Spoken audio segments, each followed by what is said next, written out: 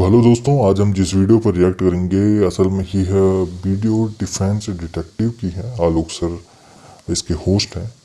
और आज इस वीडियो में पाकिस्तान के एक हिंदू हैं दिव्य कुमार, उनसे इंटरव्यू किया गया है। और यकीन मानिए, मैंने पाकिस्तान की वीडियोस बहुत सारी देखी होंगी। इतने तो आलोक सर की वीडियोस मैं बहुत टाइम से फॉलो कर रहा हूँ, उससे भी ज़्यादा मैं पाकिस्तान की वीडियोस देखता आया हूँ। लेकिन अभी तक इतना सुलझा हुआ व्यक्ति मैंने नहीं देखा। पाकिस्तानी है, हिंदू है बेशक, मैं रिलीजन नहीं देखता, लेकिन पाकिस्तानी है और सबसे ज़्यादा इंटेलेक्चुअल है, यानी सबसे ज़्यादा पढ़े लिखे व्यक्ति मुझे यही लगे। तो इनकी वीडियो है 29 मिनट्स की ये वीडियो है। और मैं चाहूँगा कि आप भी इस पूरी वीडियो को देखें इनके चैनल पर।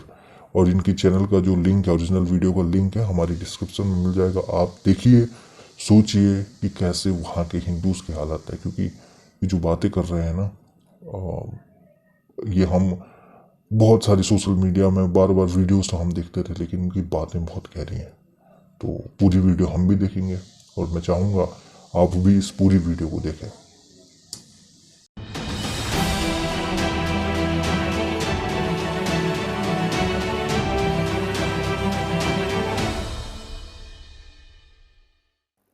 नमस्कार दोस्तों, डिफेंस डिटेक्टिव पर आप सभी का स्वागत है। मैं हूं आलोक और भाई मेरे पास ना मैसेजेस की झड़ी लग गई। एक तो अनम के चैनल पर दिविक भाई गए, आप देख रहे हैं स्क्रीन पे दिविक भाई आ चुके हैं और वहां पर मैंने उस वीडियो पर फिर रिएक्ट किया तो मेरे पास मैसेजेस की भीड़ लग गई कि भाई आप दिविक भाई को अपने चैनल पे बुलाओ, चैनल पे बुलाओ। तो अच्छा ये हुआ कि मेरा कॉन्टेक्ट हो गया दिविक भाई से और दिविक भाई ने मुझे मेल किया कि भाई बड़ा अच्छा लगा आपने वो किया। तो मैंने कहा कि चलो लगे हाथ मौका हाथ लगा है। मैंने कहा कि भाई एक इंटरव्यू दे दीजिए आप। तो दिविक भाई तैयार हो गए और आज हम उनसे बहुत बातें करने वाले हैं कि भाई क्या चीजें हैं वहां पर, कैसे चल रही हैं। बहुत बहुत स्वागत है आपका दिलीप भाई और थैंक यू शो पर आने के लिए आपका। बिल्कुल नमस्ते और बहुत बहुत आपका धन्यवाद है, आपने मेरे को बुलाया। अरे सर, अच्छा दिलीप भाई, मैं शुरुआत करूंगा कि आप मतलब अपने परिवार के बारे में कुछ बताइए कि क्या आप लोग पाकिस्तान के मूल निवासी हैं? मूल निवासी इन द सेंस कि आप वहीं पे रहे, देश का बंटवारा हो गया लेकिन आप थे वहीं के, रहे वहीं पर और अभी हैं वहां पे, या फिर कहीं से आप माइग्रेट होकर पहुंचे थे वहां पे? नहीं, हम लोग हमारी लास्ट 5 जनरेशन्स जियोग्राफिकल बाउंड्री जो आज पाकिस्तान की है तो यहाँ पर ही पैदा हुई है। उससे पहले हम राजस्थान के थे, राजस्थान में मेवाड़ जिले से थे। उसके बाद पांचवी जो भी जनरेशन थी, लास्ट 5th जनरेशन, वो आज जो करंट प्रेसिडेंट पाकिस्तान की जियोग्राफिकल बाउंड्री है वो यहाँ पर आके सेटल हो गए। तो हम लोग यहाँ के मूल निवासी आप कह सकते हैं। 5 जनरेशन यहाँ से गई, जब पाकिस्तान नहीं था तब से हम इधर हैं, इसी हाँ, मतलब धरती। मेरे सवाल पूछने का सेंस भी वही था कि मतलब पाकिस्तान जब नहीं बना था तब से आप लोग वहां हैं, तो जाहिर सी जी बात है कि बिल्कुल आप सर। लोग ज्यादा पाकिस्तानी हैं जी मेरे हिसाब बिल्कुल। से। जी हाँ, जी। हाँ। अच्छा दिविक भाई, क्या कभी आपके परिवार में उस वक्त ऐसी चर्चा हुई हो कि भाई दादे परदादे जो थे जब बंटवारा हुआ भारत का, पाकिस्तान नाम का नया देश बना 1947 में, तो क्या उस वक्त ऐसी बात नहीं हुई कि हम यार यहाँ पे क्यों है, हम भारत ही चले जाते हैं? क्या ऐसी कुछ बातचीत हुई होगी? अब मेरे जो मेरे परदादा थे, वो असल में बड़े इन्फ्लुएंशियल आदमी थे। तो उनके साथ कभी कोई इधर मसले मसाइल इतने हुए नहीं। आज़ादी 47 के टाइम पे 47 48 कम से कम वो 2 ढाई साल का जो पीरियड था जिसमें ये अ, तंग कर रहे थे, लोग इधर से उधर जा रहे थे, ये पूरा सिस्टम आपका 2 ढाई साल चला। इन्फ्लुएंशियल बंदे थे, इस वजह से हमारी फैमिली को इतना कभी अफेक्ट हुआ नहीं उस चीज का कि हमारे ऊपर ज्यादती की हो या हमारे ऊपर किसी मॉब ने अटैक किया हो 47 के टाइम पे। तो इस वजह से फिर हम इधर ही रहे, हमें इतनी ज्यादा उस टाइम पे तकलीफ नहीं हुई 47 के टाइम पे। अच्छा, पाकिस्तान बनाया गया एक रिलीजन के नाम पर। मतलब शायद दुनिया में दो ही देश हैं शायद, एक यहूदियों के नाम पे है, एक शायद इस्लाम के जी नाम पे है, ऐसा बनाया गया। बिल्कुल। बाकी तो है ही। रिलीजन के आधार पर एक देश बना और आप उस रिलीजन से ताल्लुक नहीं रखते हैं, तो उस देश में रहने पर, उस मुल्क में रहने पर कैसी फीलिंग आती है अभी की अगर मैं बात करूं तो? देखें, हम तो सिंध सिंध से बिलोंग करते हैं, हम लोग तो सिंधी हैं अगर एथनिकली जाए तो। असल सिंधी तो हिंदू ही थे और असल सिंध भी हिंदुओं का था। लेकिन ये कि इतनी ज्यादा तकलीफ स्टार्टिंग में 47 में नहीं होती थी, फिर जो ईयर ऑन ईयर जो आहिस्ता आहिस्ता एक एक इदारा, एक एक जो पिलर एक कंट्री का या डेमोक्रेसी का होता है, वो जब एक एक पिलर एक एक डिपार्टमेंट आपका करप्ट होता जाए या डिफंक्ट होता जाए, और फिर 80s में जो रेडिकलाइजेशन थी ना, that was the final nail in the coffin जो ज़ियाउल हक ने की। लेकिन वो जिया इतनी के टाइम में जल्दी, जब थी जी, उसने इतनी जल्दी इफेक्ट नहीं दिखाया क्योंकि वो स्कूलों में पढ़ाई, वो बच्चे बड़े हुए 90s में, वो जब 2000s का टाइम आया, जब वो जॉब्स में प्रोफेशनल लाइफ में आए, फिर उस रेडिकलाइजेशन का इफेक्ट्स है ना मेट्रोपॉलिटन सिटीज में नजर आना शुरू हो गया। फिर वो ईयर ऑन ईयर वो बढ़ता गया कि पहले कम लोग थे, जो हम कहते हैं कि है यार हर मुल्क में थोड़े बहुत लोग तो होते ही हैं ऐसे, वो थोड़े लोग हैं ना, फिर आहिस्ता आहिस्ता बढ़ते गए, अब वो ऑलमोस्ट अब मेजोरिटी में आ गए। और वो जैसे पावरफुल भी हो गए। जी पावरफुल भी हो गए, पावरफुल तो देखें स्टार्टिंग से ही होंगे ना, क्योंकि आप स्टेट ने उनको दे दी है परमिशन ये सब काम करने की, स्टेट ही रेडिकलाइज करवा रहा है आपके टेक्स्ट बुक्स को, स्टेट सपोर्ट भी करता है ऐसी चीजों को। और फिर जब ऐसे लोग पढ़ के ऐसे एजुकेशन सिस्टम से जब फिर वो एक बैरोक्रेट्स बनते हैं, एक पावरफुल पोजीशंस में जुडिशरी में जाते हैं, तो माइंडसेट तो उनका वही होता है ना, तो वो स्टेट से ही एक पावर ऑटोमेटिकली आ जाती है, चाहे वो गरीब भी होगा, मतलब कोई मिडिल क्लास रेडिकलाइज इंसान है, लेकिन वो रेडिकलाइज है तो उसको कहीं ना कहीं है ना एक प्रिविलेज मिल जाती है हर जगह पे, अगर वो कोई ऑपरेशन करता है तो, इन दैट केस। मुझे याद आ रहा है देव भाई कि मैंने एक डॉक्यूमेंट्री देखी थी, आपके ही इस्लामाबाद में, शायद शायद जिन्ना इंस्टीट्यूट है या इस्लामाबाद में ही है शायद। जी उन्होंने एक डॉक्यूमेंट्री बनाई थी कि अपने ही देश में बेगाने, तो उसमें एक क्रिश्चियन कम्युनिटी के भाई साहब थे। उन्होंने बड़ी जबरदस्त बात कही। उन्होंने कहा कि अगर मैं सच्चा भी हूं और मैं बोलूं, मेरे जैसे 10 लोग मेरी गवाही दें, लेकिन अगर सामने से 2 मुसलमान बोल दे कि नहीं ये झूठ बोल रहा है, तो लोग उन 2 मुसलमानों का भरोसा कर लेंगे लेकिन हमारा नहीं करेंगे। बिल्कुल उनकी ऐसा बात में ही है। मतलब कितनी कितनी सच्चाई है?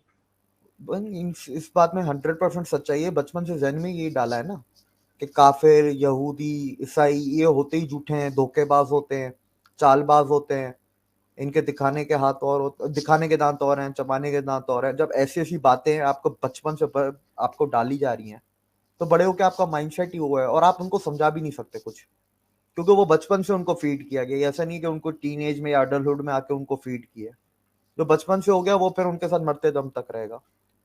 हम अगर 1000 भी हों और आगे 10 अगर कोई दे दें गवाही, सच्चे वो माने जाएंगे, हम 1000 सच्चे नहीं माने जाएंगे। बड़ा अफसोस होता है ये देखकर। अच्छा, जिन्ना ने जो मुल्क बनाया, वो ये कह के बनाया कि जी हम माइनॉरिटीज हैं और हमें अपने हक नहीं मिल रहे हैं। तो माइनॉरिटीज के नाम पर उन्होंने मुल्क बनाया, और उसी देश में माइनॉरिटीज पर क्या हो रहा है ये पूरी दुनिया देख रही है, और वही देश कहता है कि जी भारत में माइनॉरिटीज पर जुल्म होता है। खैर, मैं उस पर बाद में आऊंगा। मैं थोड़ा सा, आपने 90s का जिक्र किया कि जब वो लोग बड़े हुए, पढ़ के आए और बड़े हुए, उस पर भी आऊंगा। लेकिन जब 90s का दौर था, तो उस समय एक भारत में एक घटना हुई 1992 में, बाबरी मस्जिद वाली जो घटना थी। उसके बाद हमने देखा कि पाकिस्तान में मंदिरों पर अटैक हुए, हिंदू फैमिलियों पर अटैक हुए। उस वक्त आपकी फैमिली में क्या इस तरह की बातें हुई थी कि भाई हम चले ही जाते या चले जाते हैं, या आप लोग कैसा फील कर रहे थे? क्या सेफ फील कर रहे थे आप लोग उस वक्त? ये 92 वाले वाकया के टाइम पे तो मैं पैदा भी नहीं हुआ था, लेकिन उस टाइम पे भी वैसे थे, मेरे जो दादा थे तो वो भी पावरफुल थे, बैरोक्रेट थे। हमें वो कभी इतने मसले मसाइल ऐसे डेली बेसिस पे फेस नहीं करने पड़े जैसे आज करते हैं।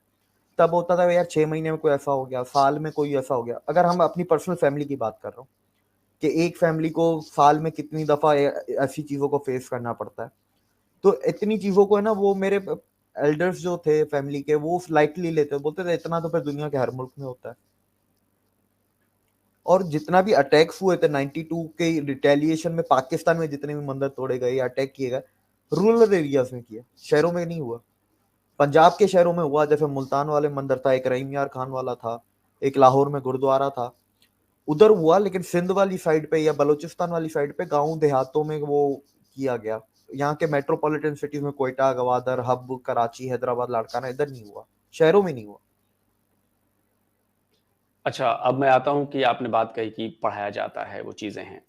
तो पाकिस्तान के स्कूलों में जो किताबें पढ़ाई जाती हैं, मैं भी जानता हूं, आप तो और ज्यादा अच्छे तरीके से जानते हैं, उसमें हिंदुओं को बुरा बताया गया है। तो बतौर हिंदू जब आप वो पढ़ते होंगे, तो क्या फील किया आपने? क्या आपने कभी आके मम्मी पापा को ये बोला कि ये हमारे बारे में ऐसी क्यों बातें कही जाती हैं?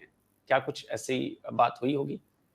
हम लोग मम्मी पापा से पहले वो बोलने उससे पहले मम्मी पापा हमें स्कूल पहले ये सिखा के भेजते हैं बचपन में। मतलब छोटा सा बच्चा बड़ा हो रहा है, माँ बाप सिखाएंगे कि यार बदतमीजी नहीं करनी, स्कूल से कंप्लेन नहीं आनी चाहिए, चिल्लाना नहीं है, टीचर की रिस्पेक्ट करनी है। हमें सिखाया गया कि रिलीजन पे बात नहीं करनी है, कोई अगर तुम्हें कुछ बोले भी रिलीजन पे चुप रहना है, उसका आगे से जवाब नहीं देना है। तो हमें इस तरीके, हम कुछ बोलने उससे पहले तो माँ बाप ही हमें ये बोल के सिखा के भेजते थे स्कूल।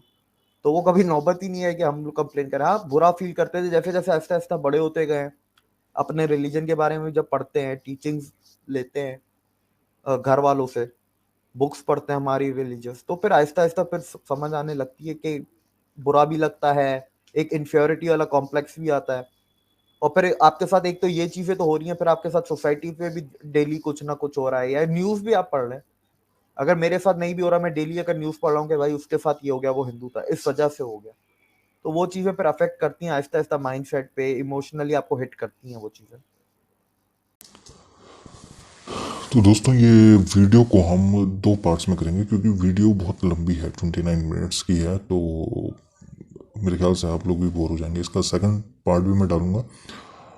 तो देखिए, दिव्यक कुमार जो बेसिकली पाकिस्तान में है, वहीं पले बड़े, उनकी फैमिली वहीं थी, तो वो कह भी रहे हैं कि वो सिंध क्षेत्र से बिलोंग करते हैं और वो तब से वहाँ रह रहे हैं जब से पाकिस्तान को एज ए कॉन्सेप्ट था ही नहीं। उनकी फैमिली वहाँ रहती है और बिकॉज वो अच्छी, मतलब वेल रेपुटेटेड फैमिली से थे, तो जाहिर सी बात है उन्हें कुछ फेस नहीं करना पड़ा। लेकिन फिर भी वो बहुत सी चीज़ें हैं जो उनकी फैमिलीज उनको सिखाती आ रही थी, जैसे मुसलमानों के लिए रिलीजन की विषय में कुछ नहीं बोलना। आगे जो चीज़ें आप और सुनोगे तो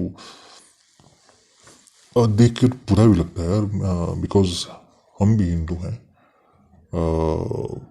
इंडिया में रहते हैं, और मैं यहाँ की जो जो माइनॉरिटीज़ बार बार आप जिक्र करते हैं, पाकिस्तानी खासकर जिन माइनॉरिटीज़ का जिक्र करते हैं, यानी मुस्लिम्स जो इंडिया के अंदर रहते हैं, उनका जो जो अगर उसमें देखा जाए, स्टैटिक्स जो आंकड़ों के अनुसार देखा जाए, तो वो असल में इतनी ज़्यादा माइनॉरिटीज़ नहीं लगती जितनी बाकी लोग हैं।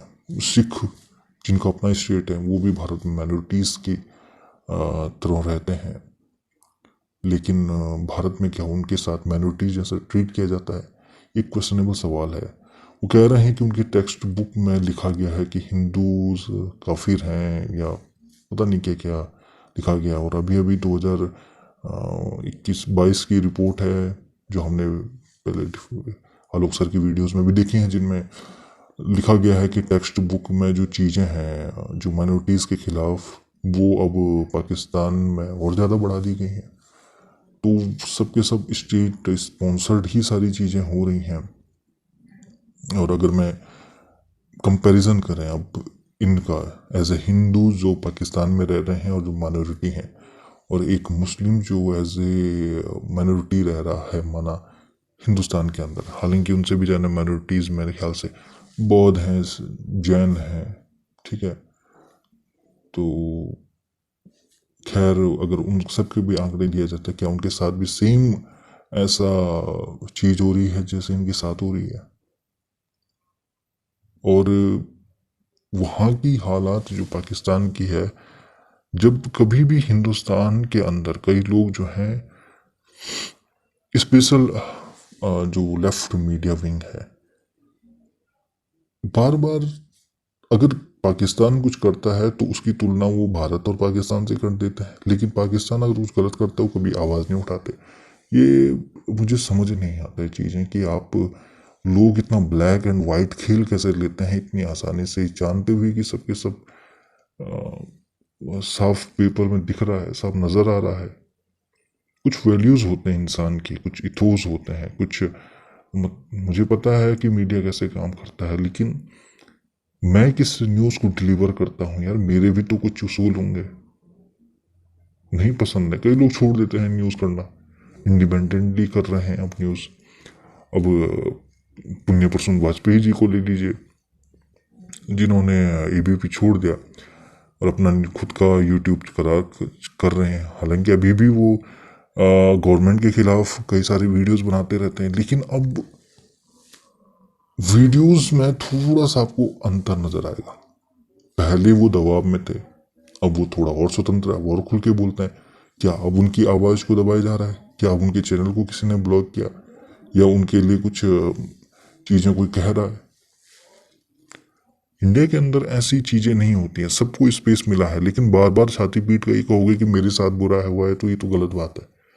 इवन वो भी मुझे लगता है कि कभी कभी बहुत अमीर आदमी है, उसके साथ अगर माइनली कोई टैक्स फ्रॉड का कोई केस है और उसको दोषी पाया जाता है, तो वो भी खुद चिल्लाने लग जाता है कि मेरे साथ बुरा हुआ है। तो ऐसी चीजें नहीं होनी चाहिए। मुझे लगता है कि सही को सही और गलत को गलत कहने का जो एक जिम्मेदारी है मीडिया के अंदर, ये दिखनी चाहिए। और इस तरह की जो वीडियोस हैं, ये दिव्य कुमार जी डिफेंस डिटेक्टिव में बैठकर ये सब चीज़ें कह रहे हैं। मुझे लगता है कि भारत की मीडिया को इन चीज़ों को अपनी मीडिया के अंदर पहुंचाना चाहिए, स्पेशली उनको जो लेफ्ट विंग है, जो हर समय दबे कुचलों की बात की आवाज़ उठाने की बात करता है। उनको तो ये वीडियोस, इन लोगों के इंटरव्यूज खुलेआम लेना चाहिए। बिकॉज वो हिंदू हैं तो ना ले, ये तो साफ साफ आप एक एजेंडा के तहत काम करते हुए नजर आते हैं, और फिर लोगों में कंफ्यूजन पैदा होता है। तो ऐसे हम इतने दिमागदार लोग नहीं हैं।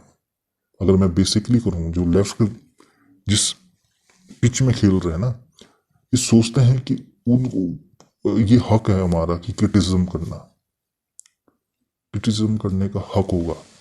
लेकिन भारत का आम आदमी इतना तो सोचता है कि क्या गलत है क्या नहीं है, और जब वो सोचता है तो उसको ये भी देखने का अधिकार है वो क्या दिखेगा क्या नहीं दिखेगा। आप उस पर थोप नहीं सकते।